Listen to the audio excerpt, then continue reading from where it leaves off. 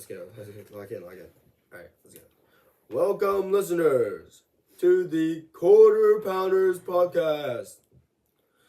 And today, we are going to be talking about the American politics. I am your host, Jack Shu. I'm Bowen Raider. I'm Rigoberto.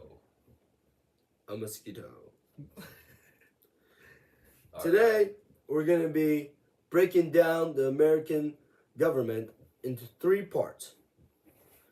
Number one is going to be how political parties have changed from the beginning of the formation of our country to now. Number two is going to be how third parties exist and how they face a bunch of challenges in our current political system. And number three is how interest groups play a big role in our government and how they shape elections and laws. Political parties have changed a lot over time. That's correct. In what ways will you think like they have changed over the time? Well, go ahead. Well, early political parties consisted of anti-federalists and federalists, where federalists are strong national governments and anti-federalists support more power to the state. So in that context, what would you prefer yourself? Like, would you be like in a like at that time if you were like, there now? Like, would you be a federalist or anti-federalist? Because like many people have different views. Like, I think if this state, I think I'll go maybe federalist because like we're barely coming back from the war, and we're such a like a poor country, not poor, but yeah, poor country because like we just started. So like, I feel like a strong government at that time will be beneficial for like the new country that was just formed to like help defend against like any threats or any new rivals that might come along. So, what do you guys think? I think because of I think I could support anti-federalists because of the new states in the new country, and they're all becoming new states like along as we like expand and Well, like the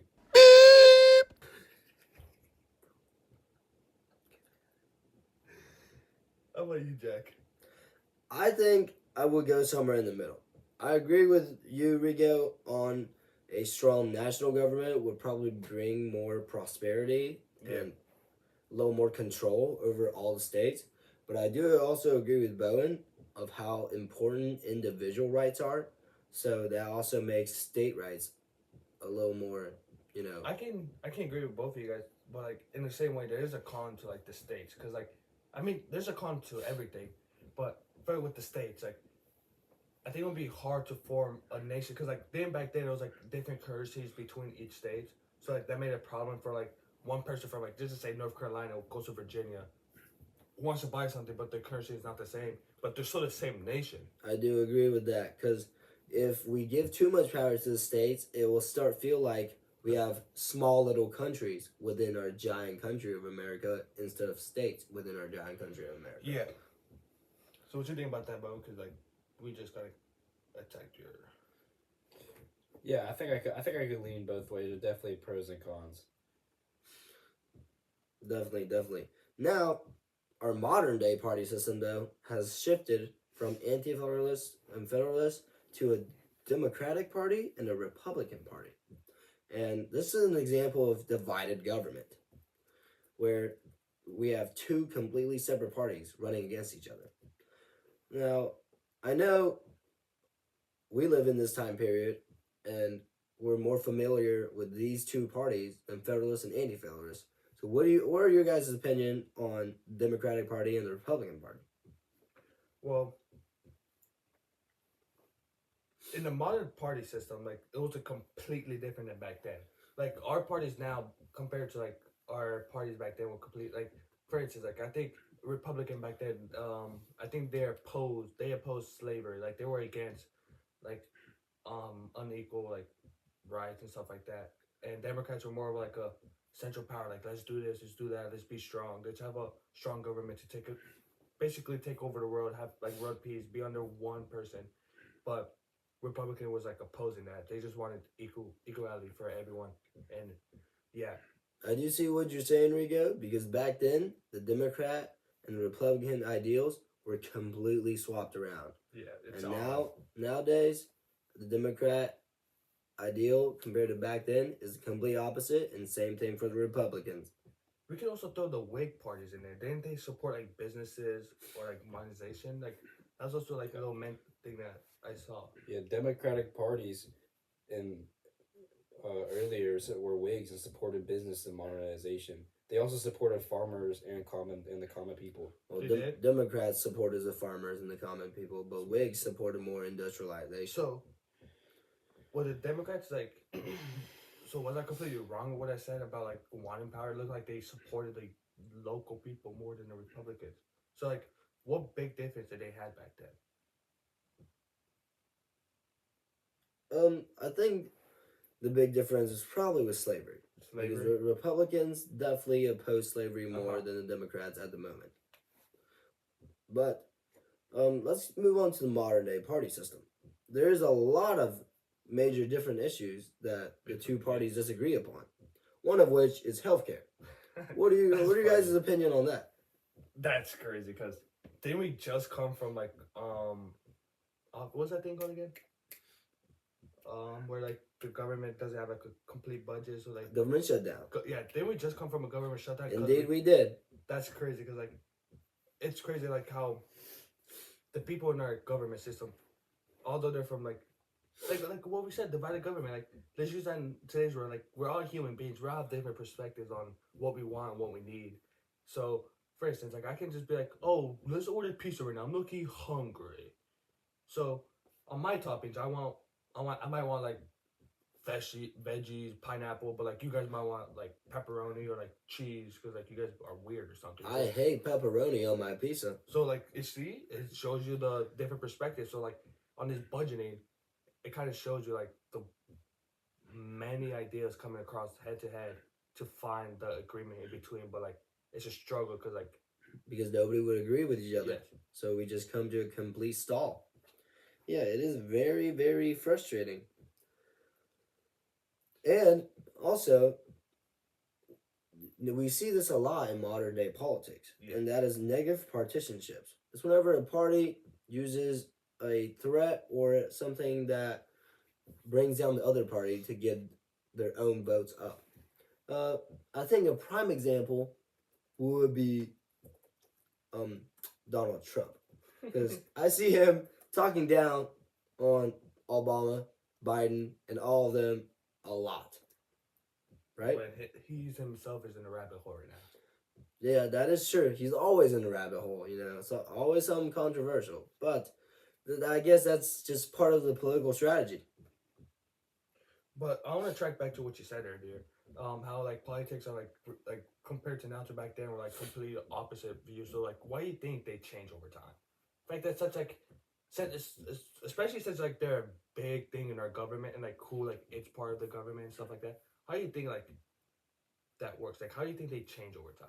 Or like, oh, why do they change over time? I think parties change over time because they like adapt to the world and the changes, and they have to stay relevant with the new elections and like the new people who run. I think I agree with you, Bone. I think this is also where interest groups come in play. I think different type of interest groups will take over the Democratic or Republican Party over time, and depending on which interest groups are within that party of the government, their beliefs and their ideals will differ. Like, for example, if let's say a business advocacy group took over the Democrats, they would definitely focus on helping more small businesses or just businesses in general, compared to if a union advocacy group took over the Democrats, they would focus on more union type labor like carpenters and electricians to make sure they got their pay. Mm-hmm. So I think depends on the type of people that's in that government party and what their priorities are. But what confuses me about that is like, why do like the role or like the name like hard right or hard left like the Republican Democrat like why do their views on like the world changes? Like shouldn't they just stay with one view and one view this? But like why do they sometimes switch it? Like it kind of defeats the purpose of having a single party because like that party might switch over time and you don't know who you're going to say for now you go hard right later in the future their views basically are hard left. It's like, what difference does it make? I think that goes back to what Bowen was saying. I think as time progresses and as different opinions and views come out, people adapt to those views how they think they would. And obviously, if the people currently in the Democratic Party adapts to the views of Republican Party, Yeah. over the next 20 years, let's say, nobody that shares the old Democratic views is gonna go to the Yes. Democratic Party. They're gonna go to the Republican Party. But from us here, 20 years before, looking at it, obviously we're like, why in the world is the Republican Party having democratic ideals? Yes. But for them in the future, they're like, well, this is our Republican Yes. ideals. So I think Makes that's sense. I think it's just Did changes we- with time. Did we speak upon like the formation of the Republican Party? I don't remember tracking back on that. Oh, the Republican Party was formed in 1864, and By who? Like anyone famous or strongly? I think it was Alexander Hamilton, wasn't it? Sounds right to me. Sounds about right. Was it? Yeah, I think he formed the Republican Party You think so? in 1864. I think that's what you said. It's a wild guess.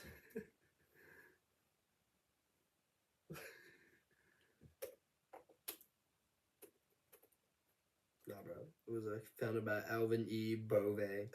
Such an odd person. The Republican Party was formed by Alvin E. Bovee. But it reflected Thomas Jefferson's ideal about the party, though. Indeed.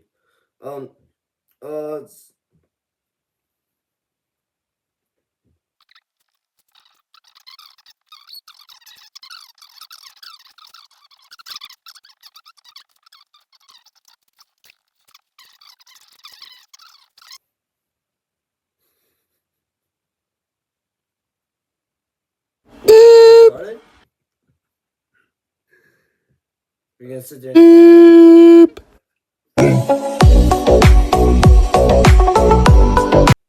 I don't care.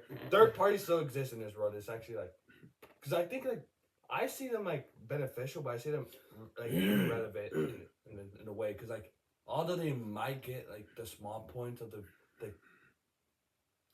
environment, like the community, or like they might point out, oh yeah, these potholes are bad, or like we need strong like health food for the younger kids, better education, but like that doesn't help. Like I think we're so blindly tunnel vision about like only these two big parties, which is like a Democrat and a Republican. What do you think about these third parties and how like their roles in the government? What challenges do they face? Because they do face a bunch of challenges. I think third parties are important to introduce new ideals and new beliefs Yes. into our government system. But most third parties are so small and so unsupported that if they do run for office or in any elections, they get completely ignored or they get little to no votes. But it's still a good thing to have.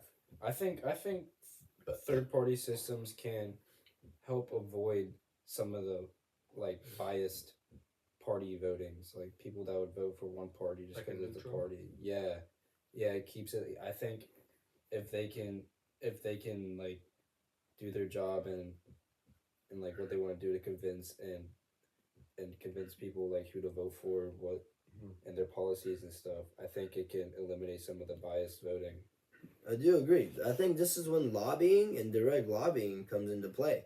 If third parties use their lobbying advantages to get more congressmen to agree with their views, to get more votes to correlate with their views, I think their popularity and just their well knownness within our nation will go up, and they might even become a major political party.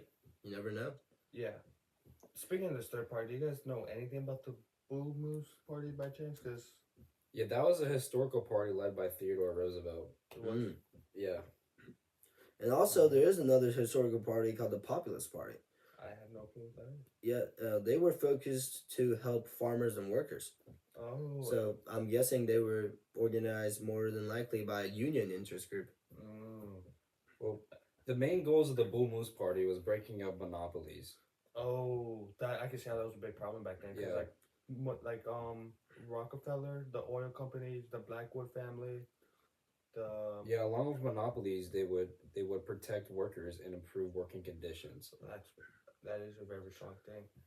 But I'm surprised that didn't go into a major party.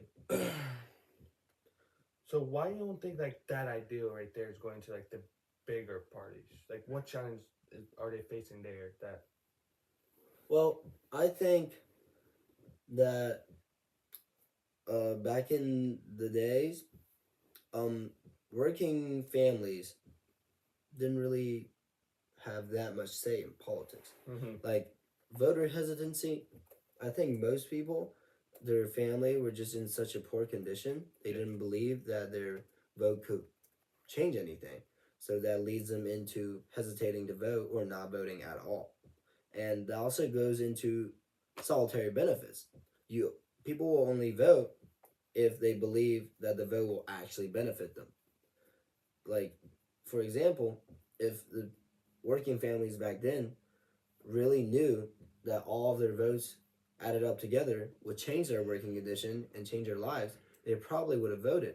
But since they didn't really know anything, they were drowning in work and debt while all these big monopolies are making money off of their labor. They I don't think they knew that they could change their living condition with just one vote. I can see that. How about the local ones? Like, do you guys know? Are you guys caught up with any of the recent third local parties? Well, I know around here we have a mountain party, but I actually have no idea what it's about. But it is a I've third seen party. I've seen a few third-party protests, like driving to Walmart or the YMCA sometimes, like That's City Park. It's a funny statement. Well, right here it says like the Mountain Party is a political party in West Virginia affiliated with the Green Party of the United States. So, is the Green Party a big third party? The Green Party is a modern third party that focuses on environmental protection. And I can see how that's very beneficial in the West Virginia because like aren't we like Yeah. heavy on like trees, coal, Yeah, natural like, resources? like climate change Yeah. and global warming, stuff like that. And I think West Virginia is a very big advocator for the Green Party is because our state is very polluted by these major companies. Like here around Parkersburg, Chemours, or what used to be yeah. DuPont, Yes. what they have poisoned us for the rest of our lives with The water. forever chemicals. What was that called? It was something K, wasn't it? It was I can search it up. it was something with the non-stick pans. The Yes. chemicals they use, and around the smaller areas and smaller counties and regions of West Virginia, you can see residents complaining to their mayor, to their state government about polluted water, not being safe to drink, not being safe to drink for even humans, even animals, but they won't do anything. So I think that's one of the reasons why the Mountain Party is so big here in West what Virginia. you're talking about, I think. CA? Yeah. Yep. I think that's one of the reasons why the Mountain Party is a big third party in West Virginia, because the pollution levels here are very bad. Speaking of third parties, we should talk about the barriers to third parties. Yeah, the barriers for third parties, like I said, I think most of them do not get enough traction, and they just don't get enough votes in general to actually do something in the government. Also, I think money in media has a big factor to it, like less funding and coverage to support your parties, like propaganda. I do agree because you need money to campaign, and especially with third parties, you start off small. You can't really afford that much to go towards media posts and going around into the country and spreading your word. Counteract that. Media is free, but I feel like getting your word out is what costs you the most. Yeah, that's like marketing. I think marketing is what you're trying to say. Like marketing is like going around to major towns, major cities, major states, and just spreading your word. And making it, you gotta make it actually convincible too. Is the hard part. Exactly. What barrier are these third parties facing to not become like a bigger party in the government system? Like I besides said, like the money, like what like other barriers or do you think they might face? like I said, I think probably just getting the information out.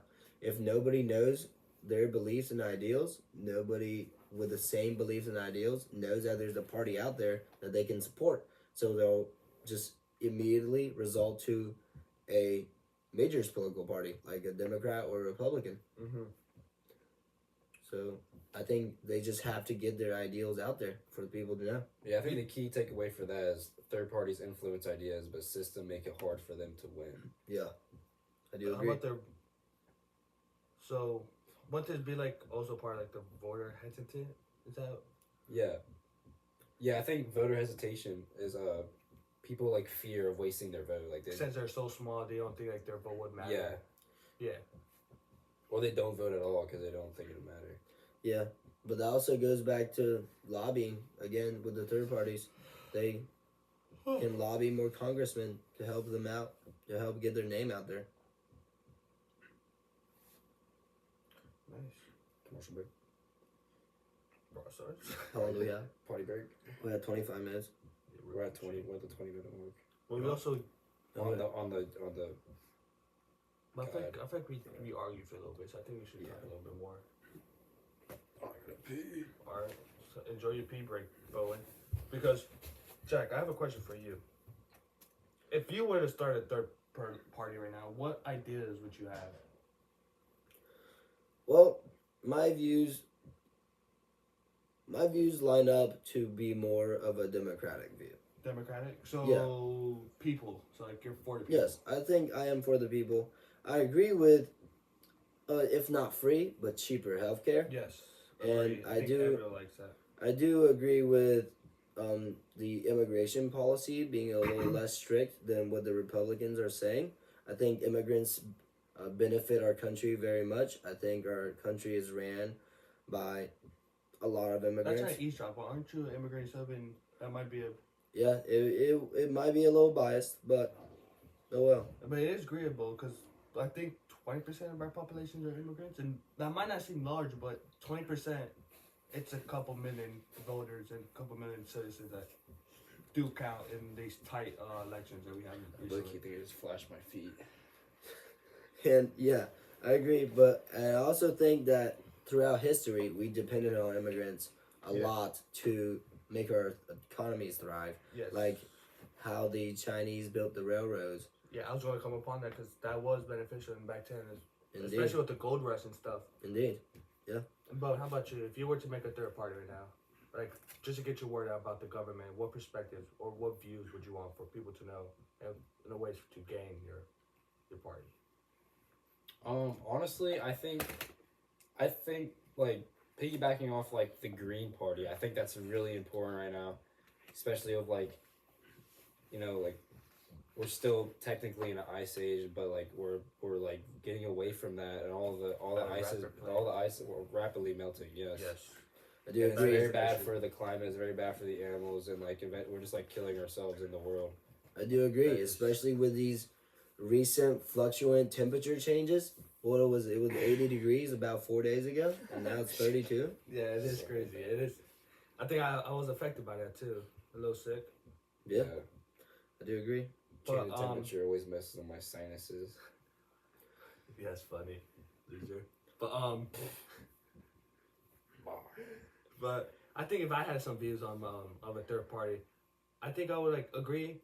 I'll be like more of a neutral type of third party. Like I would want like a stronger government because like especially right now in the state we are, like we are having technically in the war right now, like an active war with Israel. So like I feel like a strong central government and like someone who's powerful to make it like to control like the situation we're in and like protect us from any threats or any from like violence or any world anything. So I think a strong government will work there, but I also think for the people like a good environment, a good safe place, knowing that you can go to work or take your child to like a healthcare and not worry about like the bill, but the health and the care they receive. I think that's meaning. I do agree. I do agree. All right. Commercial break. Are you struggling with finding a political party or a political view to stand with? Well, look no further, because our newest invention, the Party Picker, will make your life 100 times easier. With our new system, all you need to do is click a button and it will automatically choose for you which political party you will want to be associated with.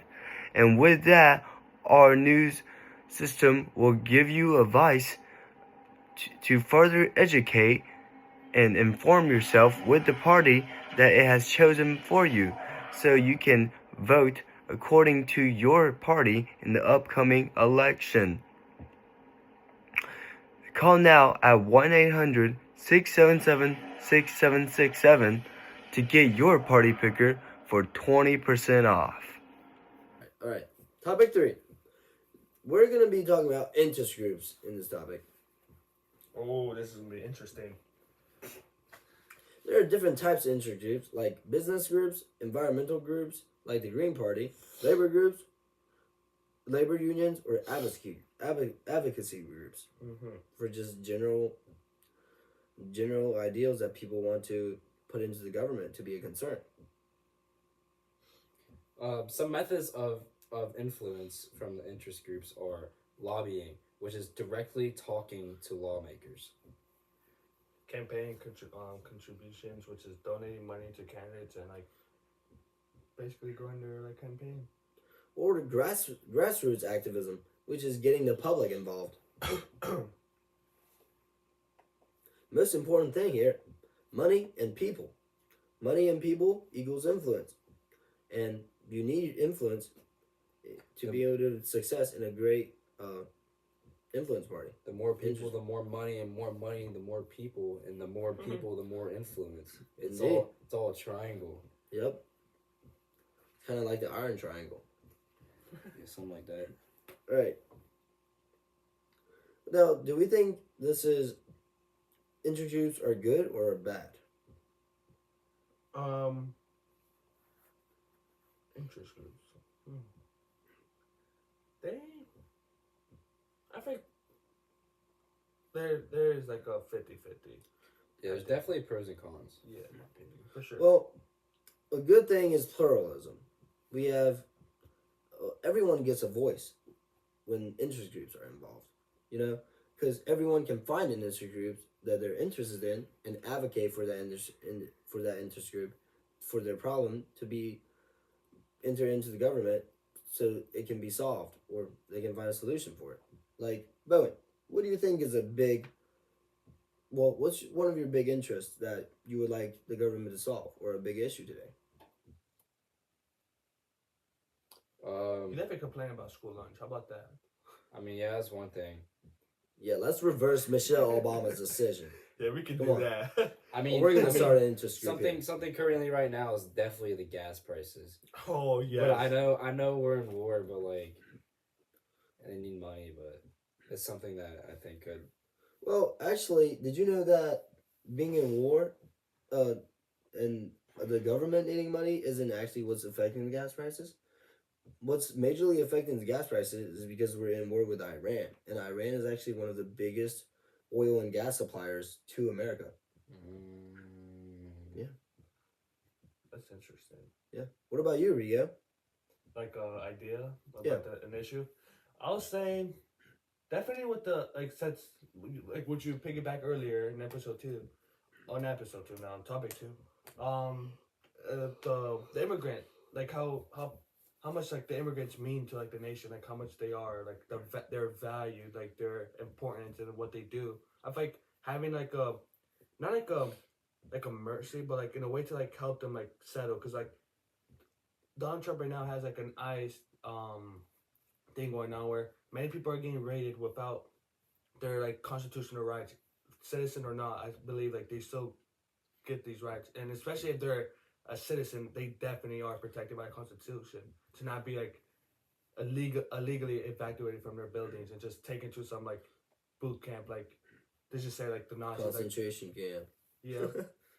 like it's really reflecting like the past and how like a strong government can kind of manipulate their way into like doing what they Strong want. central government. I do agree with you, but I think also there is good sides to there being an ICE program. You know, some of these illegal immigrants are actually hurting the country, and Yes. most of the Yeah. stuff that media shows can be a little all opinion alternating and a little, you know.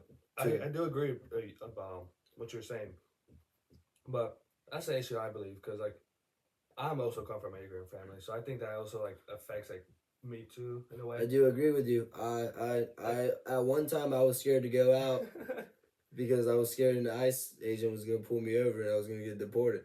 Were you But- not like allowed to leave your like go to Bowen's house because like supposedly it was an agent? But yeah, I was like kind of scared because whenever you told me that your dad's workplace got raided, I was like, dang. But yeah, Yeah.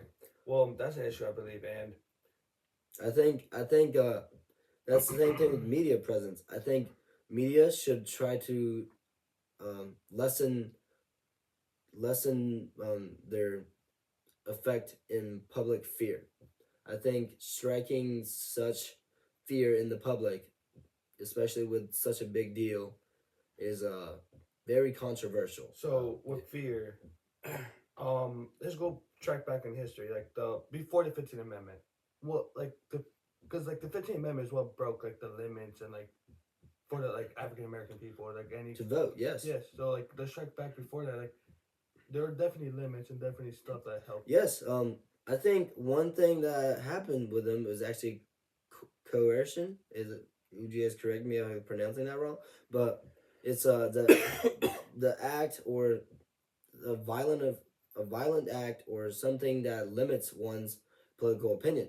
Yes. And whenever the 15th Amendment did pass, allowing black males to vote, free black males to vote, the southern states would set poll taxes or literacy tests that stopped them from voting because they didn't have meet the requirements to And actually that cast their was vote. counteracted by Amendment 24, Yes, where they indeed. limited the poll taxes and Yes, that was a major step in our civil rights movement, mhm. which is also could be considered an interest group because there's still many civil rights groups today to advocate for LGBTQ rights and even still women's rights.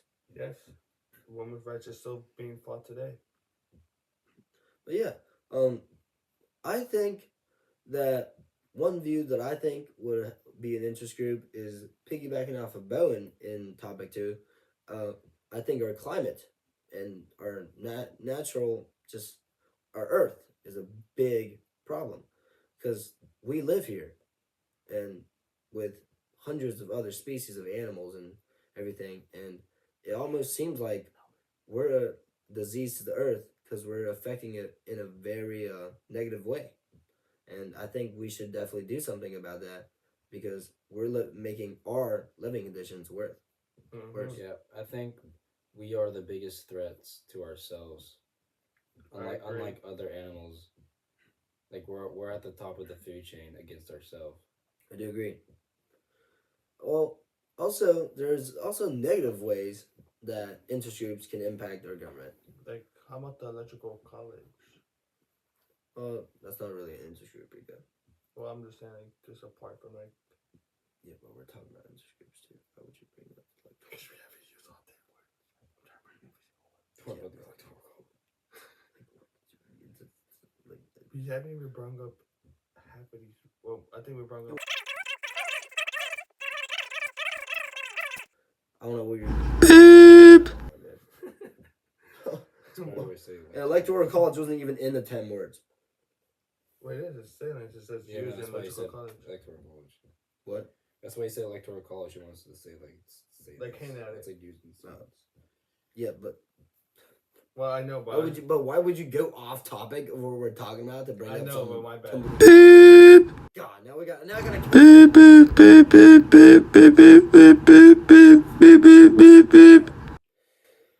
Interest groups can also have a negative impact on our government too. Like, for example, wealthier groups will have more power because they have more money, and money is power. More money means more media presence. More money means more ways to Control. get their views out in the public, and more information out to the public means more public support. Okay. I also think another bad thing interest groups have, it can like lead to a bias. Like politicians may favor special interest over the general public. So I'm gonna go back on what Jack said about wealth.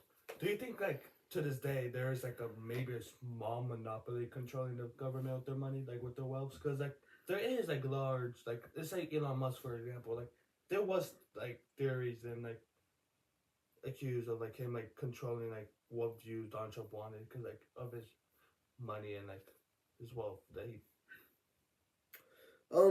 I definitely think that the rich is somewhat of an interest group to the government, because obviously when you're campaigning, no matter what party you are, whether it's third party, Democrat or Republican, it requires a lot of money. It does. And whenever you have a rich interest group behind your back, guess what? Wealth is poured into your pocket.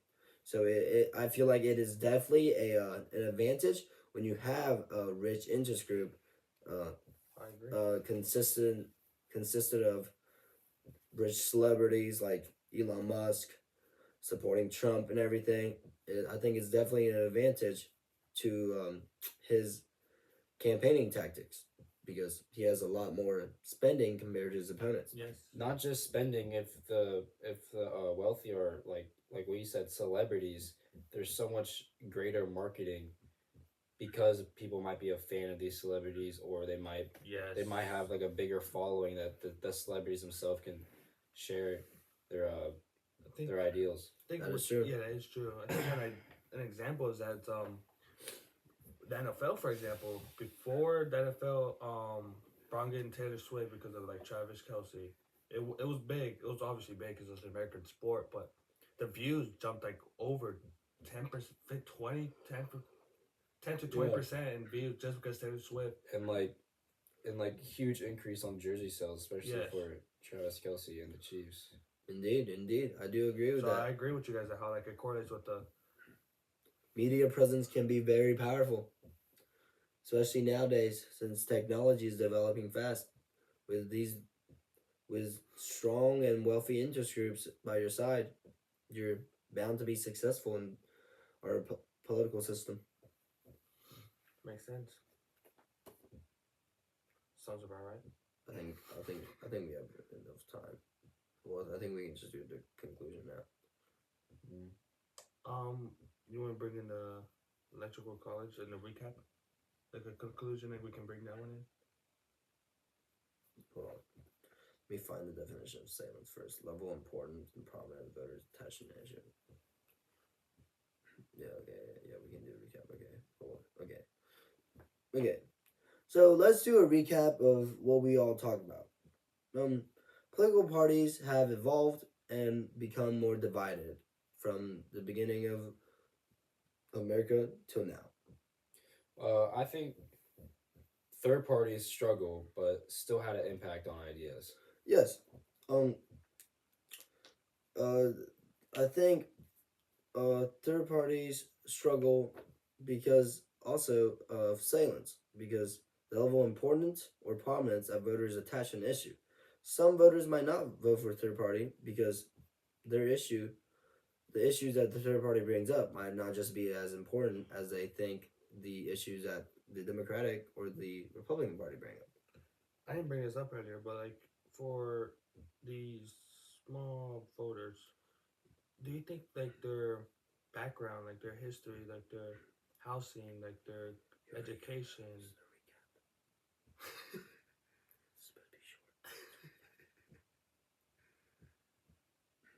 Bruh, never mind. All right, let's just start over so I don't have to cut like parts of this. So, let's go through a recap of what we talked about in our episode 1 of our podcast. Political parties have evolved and become more divided since the beginning of our country till now. I think third parties struggle, but still make an impact on ideas. That is correct. I think this is also where salence comes into action, When a voter prioritizes a problem or ideal above others, and they may not vote for the third parties just because they think the issue they bring up is less important than the issues that the Democratic or Republican parties bring up. So this comes upon like how interest groups are a big thing in shaping our government and politics. Exactly. Uh, Thank you for listening to the Quarter Pounders talk about the American politics of today. I hope you guys decide to vote in our upcoming election season and our midterms so you can get your opinion out in the government. And always remember that your vote matters. Bye bye.